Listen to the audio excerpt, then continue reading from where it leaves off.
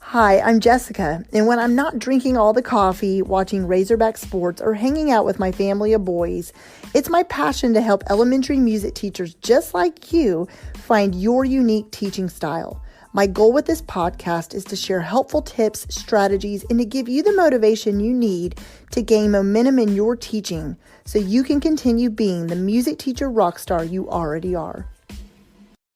Well, hello again. Last time I talked about 5 things I'm thankful for, just in general, this year. And I'm coming back today to talk about 5 things I am thankful for about music education. And there are so many things I could put in this episode, but I narrowed it down to 5 that are really important to me and that aren't just general things that you would find on Google, but things that are really important to me and some personal things about why I think music education is so important. So we're going to go ahead and dive right in with number 1. Okay, so first of all, music education, I gave a little bit about my background with starting piano in episode 27 about the 5 things I'm thankful for. But to recap, basically I started playing piano because my first grade teacher had a piano in her classroom and sparked an interest in me. And, like I said, I'm not saying I would have never pursued music any other way or would never have developed a passion for it somewhere else. But because at 6 years old I had this spark by a teacher put into me, it kind of started the creative juices flowing and made me realize that I was interested in music. Now, at 6 years old, did I know I wanted to pursue music as a career? No, of course not. Did I? I was busy climbing trees and being a kid. But I realized quickly that music was something I wanted to, I wanted to take piano lessons and pursue music. So it basically helped open up creativity in me that I didn't even know was there. Before I started piano, I never really experienced music except through, music class at school. And to be completely honest with you, I hear a lot of stories about music teachers who were inspired by their elementary music teachers. I don't really remember mine. And so I gave one example one time of my, so to preface that, I went to 4 different elementary schools, but I do remember my 4th and 5th grade elementary music teacher, and she was the one I talked about in another episode where she rang a bell if we were too loud or blew a whistle.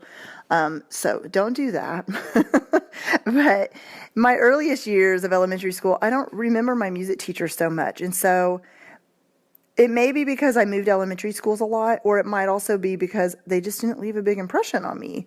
They probably were doing a great job, but maybe I just didn't connect with them so much, But like middle school on, I had some amazing music teachers who, they are the ones that inspired me to want to teach music. We'll get more into that in a minute. But, so what I was saying was I never really experienced music before, except for just listening to it on the radio or dancing to it. I never took a preschool music class. At church, I sang music in children's church. But as far as formal music lessons or really learning music, piano was my first thing. Then after that, I did choir in middle school and then started band, played clarinet, even accompanied the middle school choir some of their songs, and then did that. So I was a piano accompanist and played clarinet through high school and college. First year clarinet and orchestra and band in college. And then I decided to go on and use my love of music to inspire my students. And so point number 1 is music, sharing my own experience. Music helps foster creativity in kids that they may never have known was there before. That is exactly what happened to me. That was my experience. It wasn't an elementary music teacher per se, but it was my homeroom teacher who had a piano, and then music was, sparked an interest.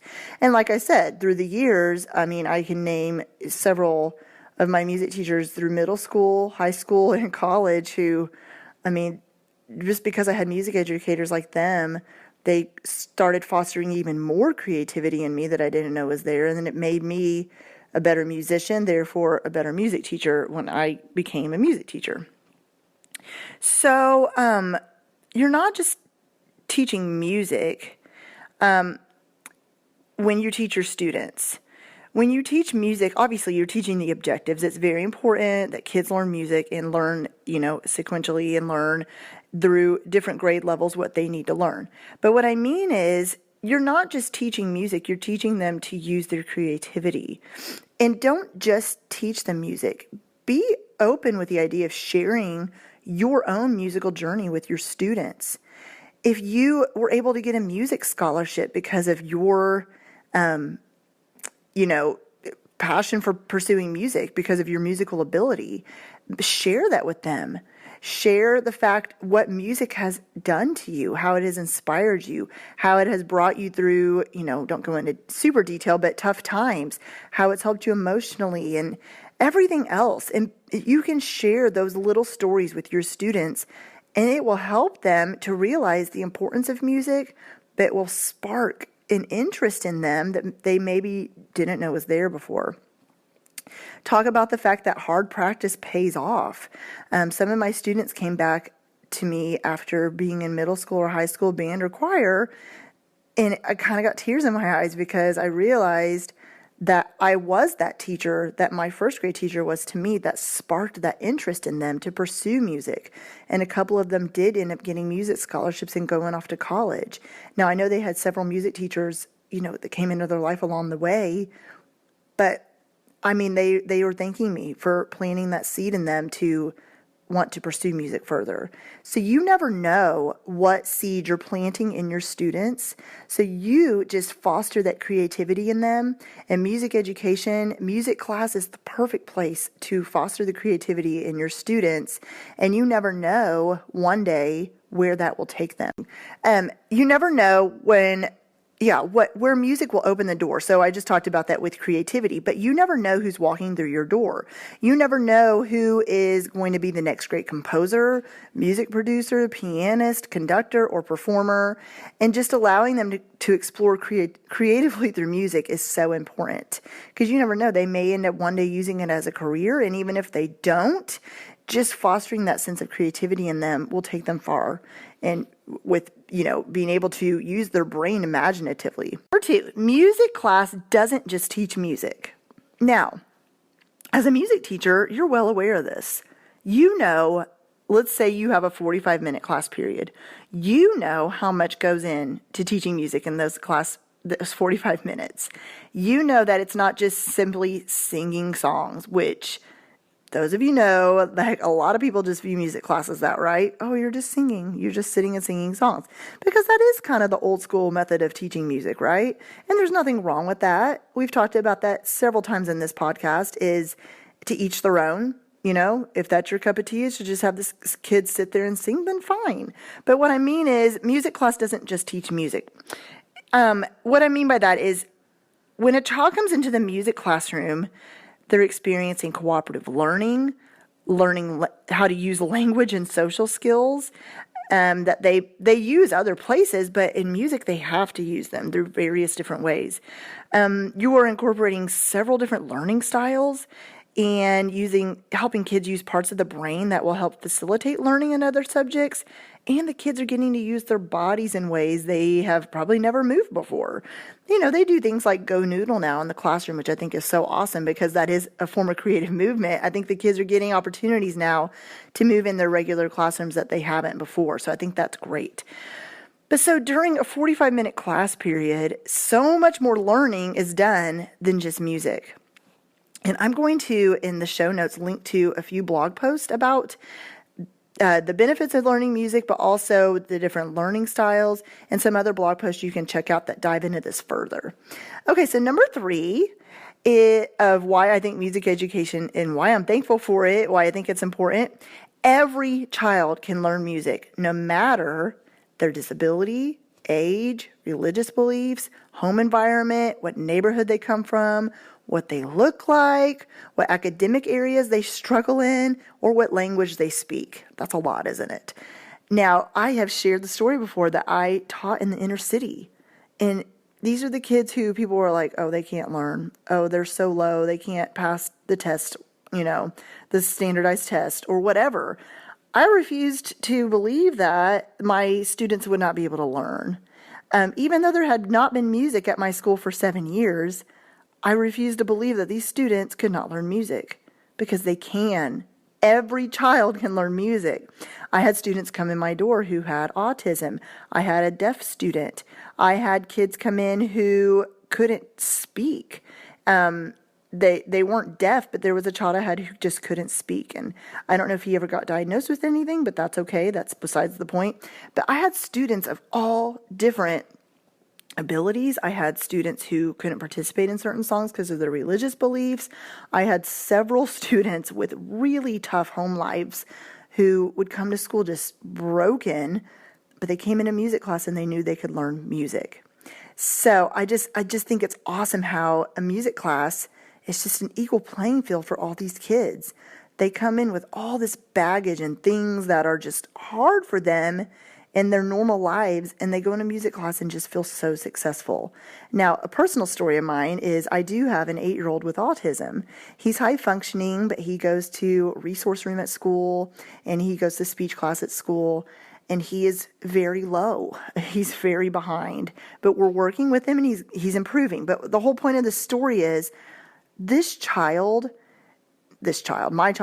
son, will just sing every song he learns in music. He picks up music. We're amazed by, he will hear a song on the radio and immediately pick out the melody and start humming it, even if he can't get the words. He goes into music class and immediately starts telling me everything they learned, what he did. We'll recap from the moment he goes in to the moment he leaves, what he did in his music class from that day. And you guys, I don't hear about him talking about any other class. I never even know what he does in PE. I know what he does in art because she posts artwork on this app. I only know what he does in his classroom because I communicate with his teacher on a daily basis. But music class, I know everything that happens in there. He immediately comes home with a smile. He feels successful. He knows he can do it. He feels like he achieved it. And watching him at a school program when he was up there dancing around and could care less who was watching him, you guys, it made me cry. Not just because it's my son, but because music reaches every child, regardless of whatever else is going on anywhere else in school or at their home, it reaches them. So once students step foot through the music room, they're a part of a team. Okay? And just like in other areas of the school day, modifications can be made in the music classroom for students who are low learners or have, an IEP, excuse me, or something along those lines, or maybe don't speak English very well. Modifications can be made. But what I think is amazing is every student hears the same songs, can play the same instruments, and they can all, participate in the same movement, body percussion, hear the same story, learn the same dances, write the same class composition, and so on and so forth. It does not matter when they step into the music room what they look like, what they sound like, what happened that morning, even in their regular classroom. They're all on an equal playing field, and they all are part of a team. And stress that to each of your class. You're part of a team in here. I don't care if you're, quote unquote, not friends with the kid next to you. We're all part of a team, okay? Which leads us right into number 4. This is one of my biggies. In music class, students have to work together. Now, talking about my school, the inner city school I taught at, you guys, it wasn't just home issues. It was at school. I was amazed at, and now this is kids. All kids get in disagreements. All kids have arguments. All kids are friends with one kid one day and the next day they're not. You all know that. But there would be legit fights, like fist fights in elementary school. And I'm not just saying that. And so over the littlest things, we would have kids just falling apart at the seams. But what I wanted to emphasize when they came into music is no matter what issues you have with these kids sitting next to you, we do work together, okay? And I'm going to go in a little bit about how you can achieve this. But I'm very thankful for this fact that in music class, kids can work together, and they feel like whatever that's going on outside at recess, at lunchtime, in their classroom, wherever else, it's left at the door, and they come into music and they work as a team. Okay, so during the regular class time, they are doing cooperative learning and working together as a team, but they're maybe sitting at a desk or a carpet. They are participating in class discussion and small group instruction as well as individual instruction. But whether they like it or not, they have to work together in small groups or as a class in music to complete the objectives. Okay, so it's a little bit different. In their classroom, they're probably paired up in small groups, maybe let's talk about reading groups by their academic ability. But in music class, you probably group students together. Maybe you're just going 1, 2, 3, 4. You're in this group. 1, 2, 3, 4. You're in this group. 1, 2, or you have like a rotation system. Or if you're doing some kind of dance, they have to switch partners every time you do the dance, anyways. So they don't even get to choose. And you're constantly choosing. I always try to put kids in groups based on just maybe, so they're not just with their friends each time. So they're getting to know other kids. And what the cool thing is let's say, for instance, I'm going to use this as an example. If they're writing raps, okay, let's say this is 5th grade, writing raps, and they're with students that they maybe normally wouldn't associate with, then they're going to find out maybe this kid that they've never had one conversation with how truly creative that child was, and they've never even had maybe a full conversation with them, but all of a sudden they maybe start going up to that child in their regular classroom to ask for help or to just talk to them or say, hey, do you know how to write anything else? I think what you did in music was really cool, right?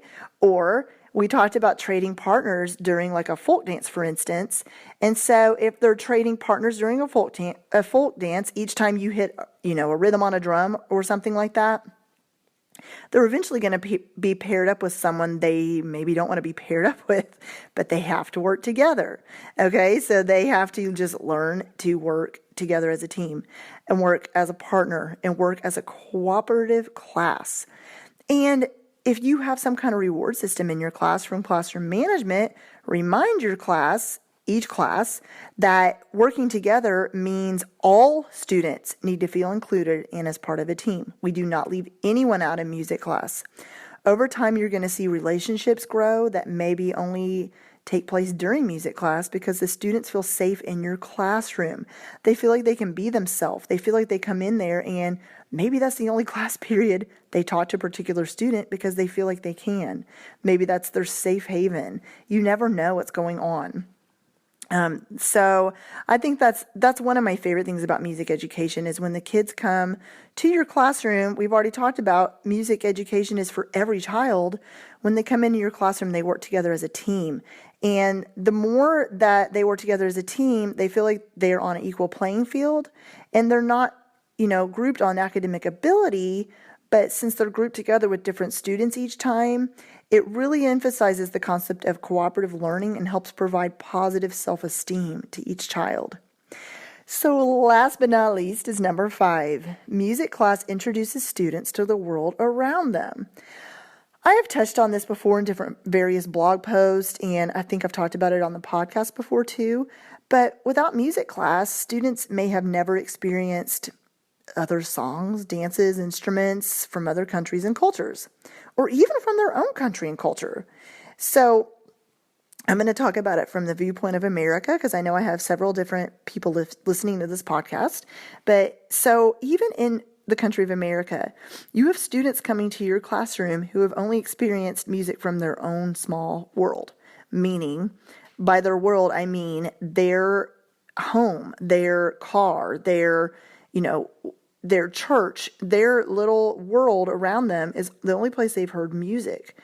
So they maybe have never even experienced patriotic songs, different folk songs, or other important music that's part of an elementary music curriculum. And so on top of that, you are also exposing them to music from around the world, showing them instruments, maybe on YouTube, the instruments that other cultures are using, teaching them dances, letting them listen to songs from other languages and then learn those songs in other languages, which also helps tie into language arts, right? Music ties into every subject, which is not part of number 5, but it kind of is.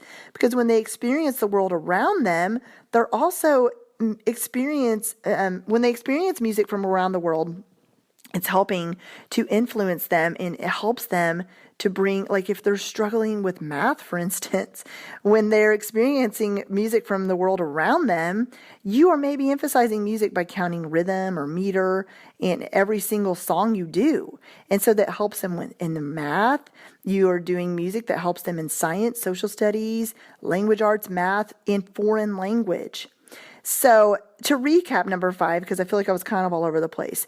When music class introduces students to the world around them, first of all, you're exposing them to music from their own world.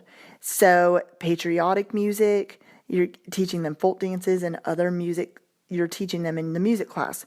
Another way you're exposing them to the world around them, music to the world around them, is by teaching them songs from other cultures and countries. And that includes the instruments, the movement, the singing, the culture, like what do the people wear? What do they eat?